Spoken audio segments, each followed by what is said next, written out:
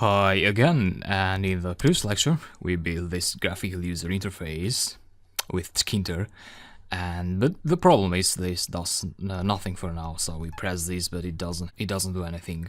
So what I'd like to do here, the final output I'd like to have is when I execute this button. So we have an entry here. We can input a value, and I want to execute this button and get miles here in the text area. So miles is like 1 kilometer unit is equals to 1 mile times 1.6. So if I execute this, I want something like 16 here to be generated. So a very simple program. Note that this is not one of the real programs that I have promised to build in this course. So this is just to get you up and running with Tkinter. So let's close this now. And to have a button do something, we need to add a command parameter here. So the command parameter takes a function here as argument, as a value, and then when you press that button, the execute button in this case, the function that you have here will be executed. So let's say we have a function here, def kilometers to miles. And let's say this function for now, it just prints out some text. Let's say success, for instance. Because it's good to, before you write your actual program, it's good to use print statements to try things out. So that allows you to isolate your problems. If something happens here, you know that you can have a problem with a print statement, but if you had a more complicated expression here, it gets harder to know whether the problem happens in here, that you are not pointing to the correct function, or you have a problem with your statement. So it's good to use simple statements first, like the print statement. So you'd go here and kilometers to miles, that is the function.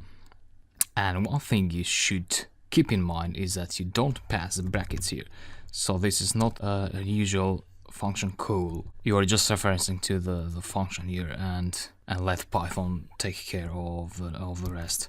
So the function name goes here, and let's try this out. Execute, and you see that we got success printed out in here. Press again, success, success, success. So it's working. However, we don't need to print out success in the command line. We want to print out a value in the text area. Now we need to look at the entry widget, because here is where we are going to get the value from. So the user enters a value in the entry widget, and then we grab that value, and then we use that value in our function. And for this, there is a parameter called text variable. And that would be equal to a string var object, which we have to declare further up here. So let's say E1 value, so that's a variable, and that would be equal to the string var function. And then we point to the E1 value variable, which we have just created. So this variable will get the value depending on what the user will input in the entry widget. Then we can use this value whatever we like. Let's say we want to print that out, a value, and we also need to add something extra here, which is a get method of the string var object. So this is a special object. It's not a string, a Python plain string. To get an actual string from out of this object, we need to apply the get method. So save this and try the script. Let's say 10 here, execute, and we get 10 printed out on the terminal. So we haven't yet connected this string here with a text widget.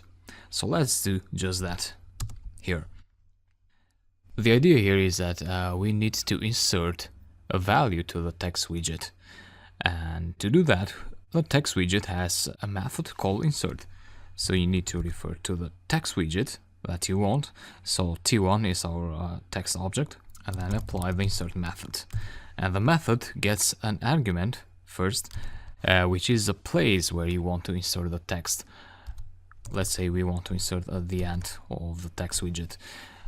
For example, let's suppose you are inserting many lines of text in your widget, and you'd have to apply to execute this method multiple times. And each time, if you put end, you'd enter the new text at the bottom of the existing text. So you're saying put at the end this text. You want value.get. So the string of the value that the user will enter in the entry widget. So let's see how this goes. Execute the function and put some text here. You can also put anything. Hey there. Execute, and you get the string printed out in the text widget. Alright, but we don't want to just grab this value and insert it in the text. We want to first do something with this value, and then we insert the product, the output, in the text widget. So let's say we will grab the value.get, and we will multiply that by 1.6, and that would be miles. So miles equals to the value that the user inputs times 1.6. So you are asking the user to input kilometers, and 1 mile is equal to 1 kilometer times 1.6. Actually is something like 1.606. I don't remember the exact value, but you get the idea. And lastly, you'd want to pass miles in here. So you would want to insert the miles output value in the widget. Save and execute. And I expect to get an error here. Let's say 10. Yes, we got an error. And so when you get errors, don't just try to copy this error and paste it on Google and try to see what other people are saying. You may waste a lot of time. Instead, invest some time and try to understand this error.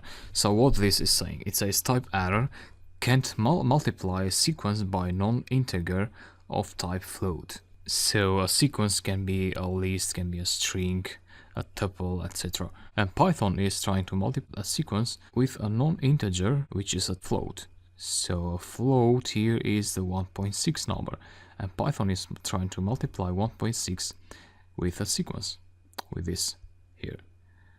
So this is not a number, because the get method actually grabs a string out of a string var object, and a string cannot be multiplied with a float number. If this was 2, it was possible to multiply. For example, if you multiply me, the string me, times 2, you'd get me.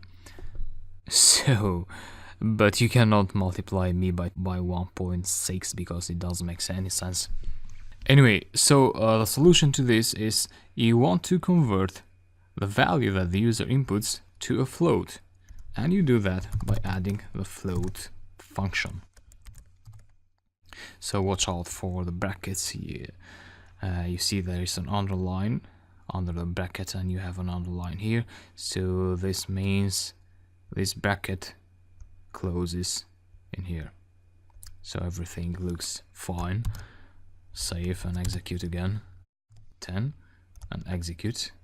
And we get the expected output. You can delete this print function, we don't need it anymore. And I believe that was a good start with the Tkinter library, and you should now be able to make more advanced interfaces. However, we will be building a real advanced graphical user interface with Tkinter, which will interact with a database. So it will be a real world program. And for now, I'll just hand you an exercise in the next lecture, so that you practice Tkinter a little bit, and you also get to know with some more cosmetic aspects. So you'll make the program that we built in this lecture, you'll make it more visually appealing, and you'll make sure you'll get your hands dirty with Tkinter a little bit. I'll talk to you later.